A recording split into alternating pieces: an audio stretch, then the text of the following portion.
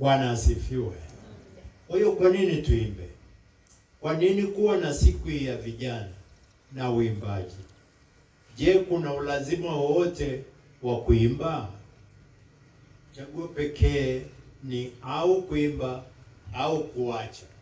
Kwa sababu tumeambiwa ukiacha bado Mungu atainua watu wengine ambao wanatumia mfano wa mawe kuimba. Kwa hiyo mshekindo Yesu aketitilia Enbo kongwa mtashimbia inakula kwenu. Bado norewa ndo ashimbia. Ikande madele nimbo mawewa ashimbie. Nimbo wandu ala nare mabeta kutu warosanunga. Kakewembe naishi tikisa. Kama una sauti nzuri, nimeambiwa na mwalimu wa kwaya eti kuna kuimba off key. Off key. Kama uko katika kundi hilo, usijali. Njoo karibu na hasa kwa siku ya leo, imba na kusanyiko la waaminio, imba kutoka rohoni. Bwana asifiwe. Uimbaji wa ufundi na utaalamu waachie wenye talanta hiyo, lakini bado si udhuru wa kutokuimba. Usiache kuimba. Vijana ni kwamba mwaka 2026 tunatarajia kuwa na kongamano la vijana kitaifa, na tunamshukuru Mungu kupitia halmashauri kuu ya kanisa imeidhinisha.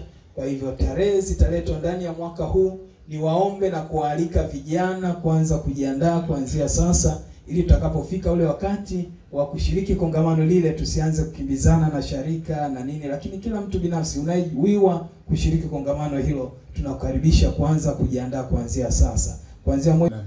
Nashukuru kwamba vijana wameanza sasa kuwa wabunifu, lakini nizidi kuhamasisha kwamba wazidi kuwa wabunifu zaidi na zaidi, kwa maana kazi iliyo mbele yao hasa vijana ni kazi kubwa. Ni kazi ambayo inahitaji ubunifu, namna mbalimbali ya kupata rasilimali za kujiendesha na kuinua idara, lakini na kuinua kanisa. Vijana sio kanisa la kesho, ni kanisa la sasa. Wanatakiwa wawe wacha Mungu, wawe wabunifu na wawe wachapa kazi. Ninamshukuru Mungu ambaye ametupa siku ya vijana na uimbaji, siku kubwa katika dayosisi yetu ya Meru. Lakini pia tulikuwa na tukio kubwa kabisa la uzinduzi wa mfuko maalum wa maendeleo ya vijana. Na mfuko huu una malengo mahususi ya kuwafikia vijana wale ambao hawana uwezo wa kujichangia kwa ajili ya kushiriki matukio yale ya kidayosisi ya vijana, na hasa kwa ajili ya matamasha, kongamano, safari, lakini pia huduma za kidiakonia. Mfuko huu pia mbeleni tunatamani pia uwe sehemu ya kuanzisha miradi maalum kwa ajili ya kuwezesha vijana. Mafanikio ya idara ya vijana. Mheshimiwa Baba Askofu, idara ya vijana sharikani tunafanya shughuli zake kwa kutumia uwiano na michango mbalimbali kutoka sharikani na wakati mwingine kutoka kwa marafiki zetu wa nje ya nchi. Hata hivyo, michango ya uwiano imewezesha shughuli mbalimbali, lakini kuna uhitaji mkubwa wa kuwa na vyanzo vingine vya mapato ili kuwezesha shughuli za idara ya vijana. Mheshimiwa Baba Askofu, idara ya vijana imekuwa ikiandaa semina makongamano kila mwaka ambayo yamekuwa yakikutanisha vijana kati ya 250 hadi 300.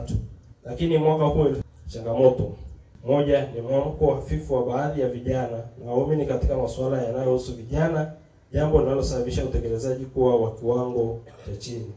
2, changamoto ya kiuchumi, kwani idara hii haina mradi wa uzalishaji. Mheshimiwa Baba Askofu, kuna changamoto ya utandawazi inayoelekea baadhi ya vijana kutowajibika ipasavyo, jambo linaloathiri utamaduni wetu kama Wakristo na mila zetu kama jamii. Vijana kuingia mambo ya mitandao na kutaka utajiri wa haraka bila kufanya kazi.